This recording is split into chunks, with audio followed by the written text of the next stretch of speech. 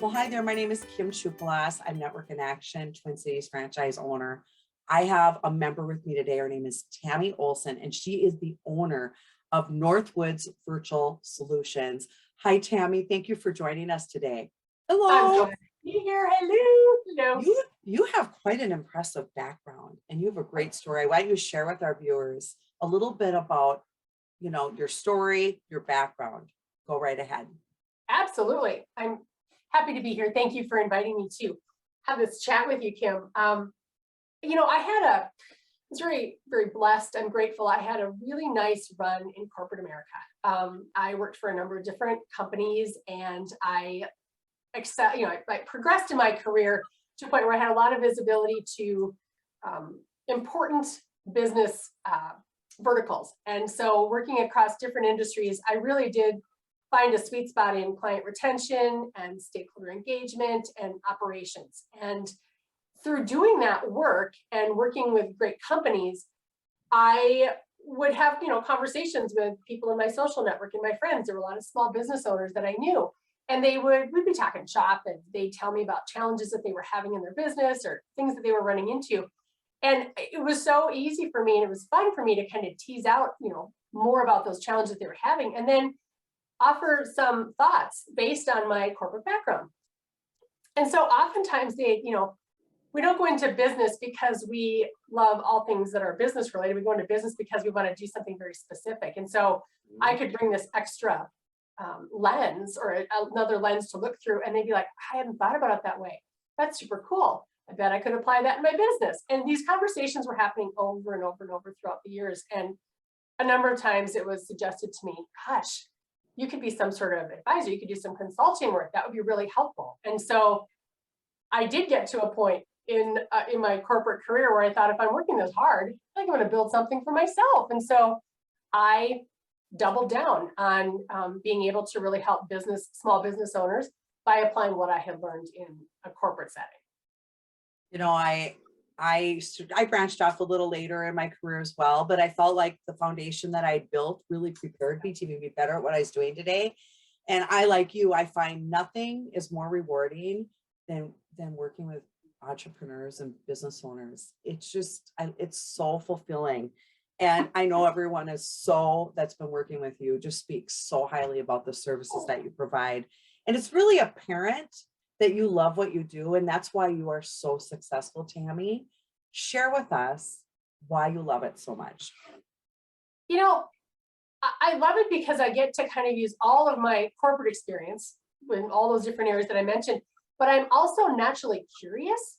And I have a sense of order. I know this about myself. I can compartmentalize with the best of them. And so with that curiosity and clarity, I love the relief that actually brings to small business owners who are really struggling, and they're stressed and they're doing all the things. And so we come in and we have a conversation, and I ask all the questions, and they're super transparent with me. And then it gets really exciting because you start to feed off each other, and we're like, well, this could happen or that could happen.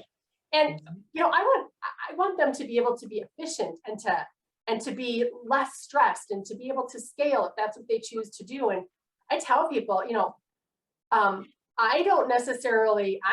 don't care what you do with the extra time or the efficiency that we create for you. If you want to do more fishing, that's great. But I hear this a lot from small business owners. They're like, I don't want to do less. I want to be able to do more of the kind of work that I want to do. So they want to go deeper in their business or go differently in their business, and they have to just let go or have a system that allows them to let go of some things. And so do what you want with the time that we find you in our efficiencies, and that works out super well. I love that they get all excited again about being able to tackle something new. Isn't that nice? I think being an entrepreneur or a small business owner can also be kind of lonely. Like, you don't have a boss to report to. And so to have someone like you that has, that can visualize and ask those questions, it's like having a partner. It's just like having a business partner. And I know that's how you treat your clients as well. Share with us a little bit about what an ideal client for you is. Sure. A really ideal client is a successful, motivated, really positive, solopreneur or small business owner with like less than 10 employees. Yeah. I work a lot in construction, remodeling, trades, landscaping, verticals. But what all those businesses had in common is that they were generally a person started a business and it grew. So that applies to insurance agencies. I've done, work with realty agents, real estate agents. So it's less the vertical and more it's a solopreneur who has suddenly gotten to a point where they just can't do it all themselves anymore. And that probably means that they're looking at a platform or technology integration, or they think they need people. Sometimes what they just need is standardization and documentation and process. So, it's so, the reason why you do so well is that small business owners they need that flexibility. They don't always need to hire a full-time person to come in and do things. They just need to sometimes outsource a project, a problem, an issue. We're growing, we need some help with this. We're just stumbling in a certain area. So the flexibility that you provide without them having to go out and hire someone. And I always say this time and time again, but no one gives you the love and dedication that an owner will give you. The pride that we take in our businesses. Like I was in the recruiting staffing world forever, and there was a lot of flexibility in hiring temps and contractors, but they're not owners. And there is just a different level of commitment. And also you're cutting out the middleman, which can save companies money as well. And you know what? We need to make money, but we also need to save money. And so when you can go directly to you, there's just no better option than that. You had mentioned customer retention and engagement is kind of your sweet spot, as well as operations. And I would love you to share with our viewers a couple examples and stories on how you really helped a client with their customer retention. What was their problem? What did you do to solve it? And what was the outcome? Sure. For customer retention, I think one of my favorite examples is my client was a remodeling contractor. He primarily gets new clients from referrals, and he was intensely interested in ensuring a great client offboarding, end of the project, because then that homeowner is going to become an evangelist and recommend him and give him glowing reviews.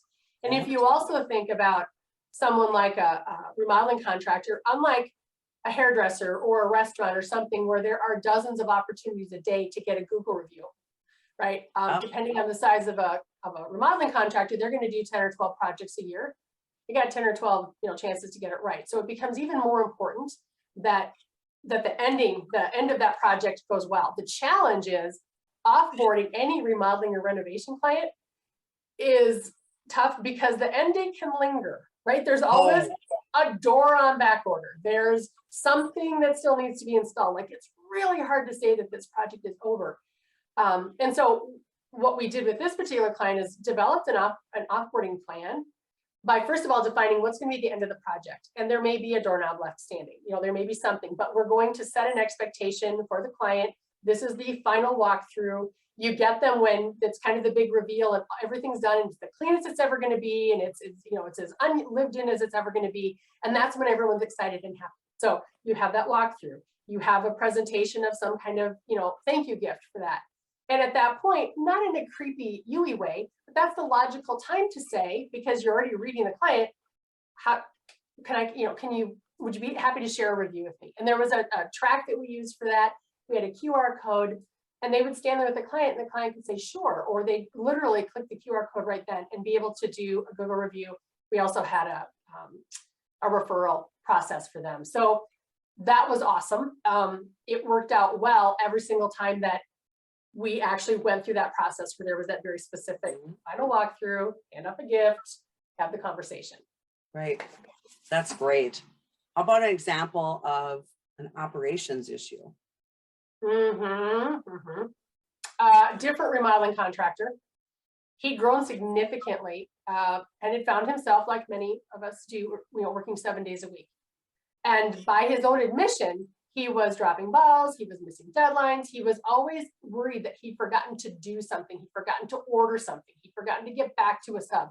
And so he was checking and rechecking his work, which is not only not fun, but it's totally not efficient. So we did some digging into a strategy workshop and came out with a roadmap for him. And the first point on that roadmap was that he needed a project management platform installed and implemented. And so we picked the right platform. We made sure that it fit all his critical requirements and then implemented it. And I stayed with him to create the documentation and the standard operating procedures so that he could easily onboard someone else into the process, into his team when he chose to do so. So that is already baked.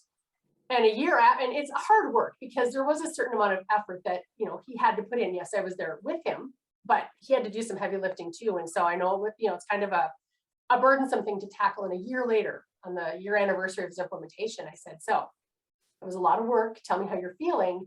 And would you do it again? He's like, yeah. And I should have done it years ago. He said, I am 200% more efficient and I can't imagine working any other way. Which totally made my day and made my week and my month and my year. And I love that for him because he was highly motivated, but it was some, you know, there was some trepidation about even tackling it in the first place, knowing that it was going to be a big deal for him. And to have it be that awesome after everything's wrapped up. You know, the thing is people become entrepreneurs because they may love, whether it's building a kitchen, designing a kitchen, doing books, you know, doing whatever. But we don't always think of these. I'm in a little different situation because I'm in a franchise, but the majority of people aren't. And so to have someone like you come in, I guarantee you, people don't know what they don't know. So you're really like, it takes time to figure out.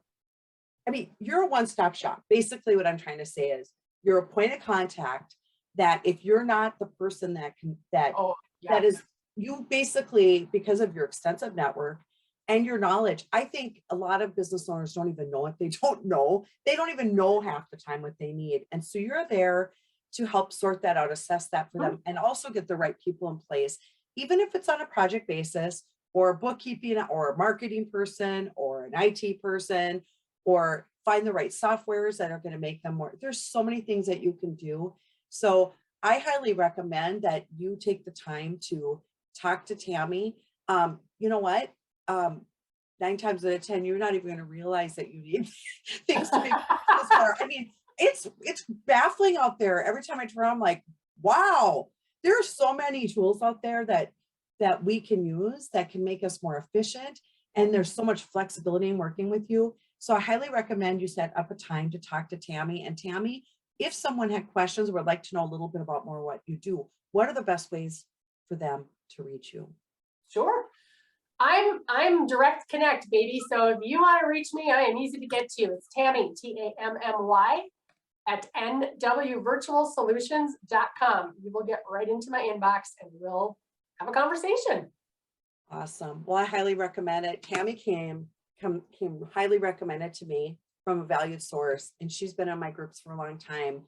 And boy, not only is she great at what she does, there's a lot of nominations for her. She's a great referral partner. So she also believes in supporting small businesses, and she is very, very, very finicky on who she refers, which you should be, but you really invest and take time to really nurture your network and your business partners. I see it all the time. So I highly recommend you meet with Tammy. And I want to thank you so much for being one of my valued members. I'm going to tell you, all of you are valued, but some are even more. And you're definitely on my top end of referral partners and members of my group.